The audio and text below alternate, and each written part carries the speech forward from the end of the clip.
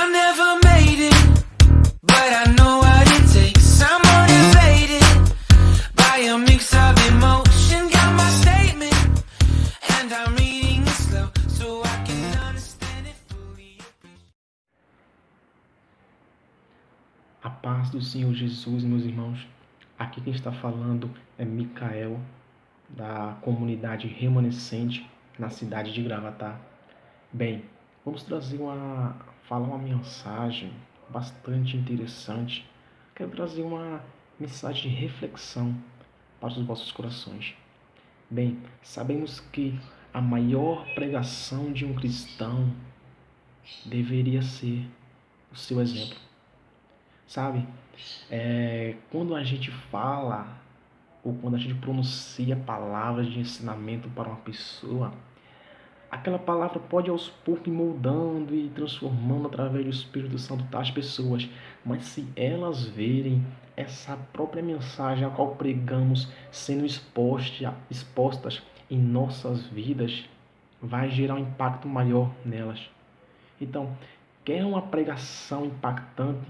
Seja você mesmo uma carta viva de Deus para o seu próximo. Seja você um exemplo diário em sua casa, sua família, seu trabalho, aonde estiver. Eu queria ler aqui uma passagem, um versículo. Atos capítulo 11, versículo 26 diz assim: E sucedeu que todo um ano se reuniram naquela igreja e ensinaram muita gente. E em Antioquia foram os discípulos chamados pela primeira vez cristãos. Note que antes de os discípulos ser chamados cristãos, houve uma trajetória antes. Houve um comportamento diferente daqueles homens. Ele imagina a nação, aquele povo judeu, olhava para os fariseus, para os saduceus, os escribas, os religiosos daquela época. E notavam que eles eram homens diferentes, homens que queriam a exaltação, homens que queriam sempre ser privilegiados, homens que procuravam um melhor lugar nas sinagogas, entende? Aí quando ele olha para os discípulos, para aqueles homens que eram seguidores de Jesus Cristo, e nota aquela simplicidade, aquela humildade, aquele pronunciar de palavras sábias, mesmo sendo alguns iletrados.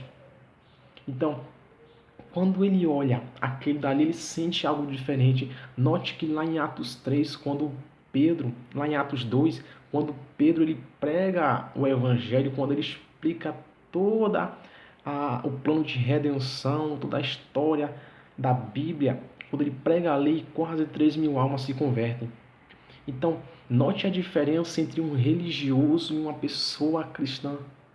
Note, ser religioso não é ruim, cara. Não faz mal ser um cara religioso. Não, mas há problemas que distinguem entre um cara religioso e um cristão. Entende? Muitos religiosos se prendem a usos e costumes, ou às vezes até ensinam algo que até não vivem. E notamos que os discípulos eles foram chamados de cristão porque eles se pareciam com Cristo. O povo olhava para Pedro e dizia: olha, Pedro, ele fala como Cristo falava. Olha como João se comporta, olha a mansidão, a calma que ele possui em si. Jesus era igual. Note que o exemplo dos discípulos gerou a sua identidade. Eles não precisavam estar dizendo por aí: olha, eu sou cristão, olha, eu sou seguidor de Cristo. Eles não precisavam, por quê? Porque os seus atos revelavam que ele era. Então, deixa eu te dizer uma coisa. Não saia por aí dizendo quem você é ou quem você está se tornando. Porque quem é, não fala que é. Os seus atos revelam quem você é. Você pode dizer por aí que é pastor, que é pregador, que sua agenda está lotada. Mas e sua vida com Deus? Pense nisso. Não saia dizendo por aí quem você é. Deixe que os outros olhem em você e conheçam a verdadeira identidade que você tem. E os outros, eles sim, vão dizer quem você é.